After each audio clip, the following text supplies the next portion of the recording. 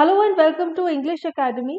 Today we'll be discussing this poem titled Fire and Ice written by Robert Frost. This is in the syllabus of class 10 taken from the First Flight book. So we will read the poem, we'll discuss the difficult word meanings, I'll explain the poem to you and we'll also see the figures of speech that have been used. First of all, let us see the title, Fire and Ice.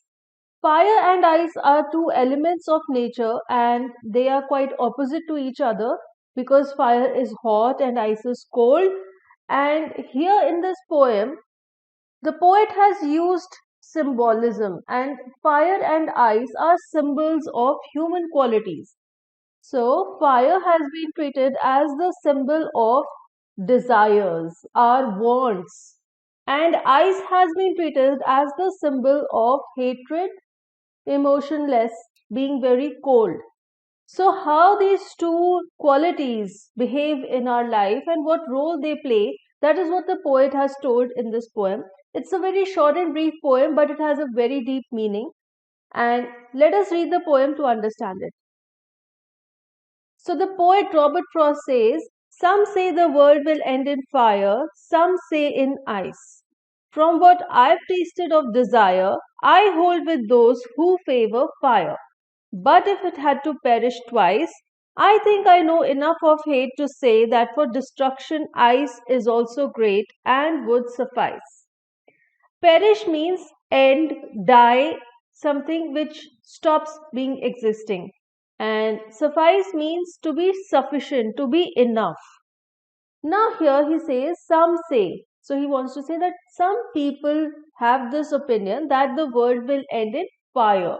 That means our desires are so strong that they lead us to war, they lead us to fight with each other, and ultimately that leads to the end of the world because that leads to death and destruction. And then he says that there are some people who have this opinion that the world will end in ice. Ice here means hatred. So he says that there are two sections of the society. Some people say that the world will end due to the increased human desires, while there are some people who have the opinion that hatred is so strong that that hatred leads to destruction and end of the world. And then he gives his own opinion. From what I've tasted of desire, I hold with those who favor fire.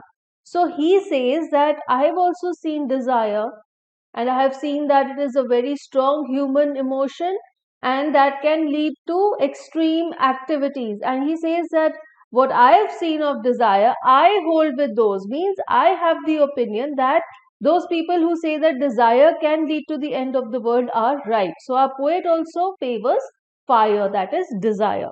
So he wants to say that out of desire and hatred, according to him also, desire is a stronger quality in order to end the world.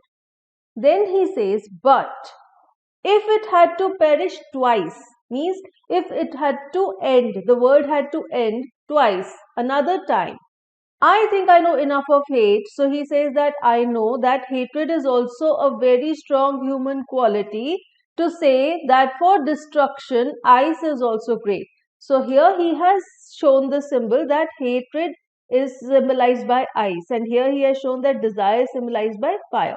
So he says that I know that hatred is also a very strong human emotion, and in order to end the word ice, that is hatred, emotionless, that is also great, that is also very powerful, and it will be enough to end the world. So finally, what he says that both the things are very strong. First, he says that okay, I feel that desire is a stronger emotion to bring the end of the world, and later on, he says that if the world had to end the second time, of what I know about hatred, that is also a very strong quality, and so even ice can be enough to end the world the second time. And here, when he says is also great, now, this expression shows positivity, means we're talking of something positive. But here he's talking of destruction, and when he says that ice is also great, he's trying to say that okay, it's a wonderful thing and I would like to have it. But he is being sarcastic, he's being ironical, because obviously we don't want this thing to happen. So now we have read the poem and we've seen the difficult word meanings and the explanation also. Now let us move to the figures of speech, the poetic devices that have been used in Fire and Ice. First of all, let us see the rhyme scheme of the poem. The rhyme scheme is A, B, A, B, C, B, C, B. Fire, desire, fire are rhyming. Then ice, twice, ice are rhyming and suffice also. And then hate and great are rhyming. So this is the rhyme scheme A, B, A, B, C, B, C, B. Now the poem is in jab. Enjambment is the device when a sentence continues to the next line and there is no punctuation mark at the end of the previous line. Here you see, some say the world will end in fire, some say in ice. So this is one same sentence continuing to the next line and there is no punctuation mark over here. This is enjambment and the same device can be seen at various other places in the poem.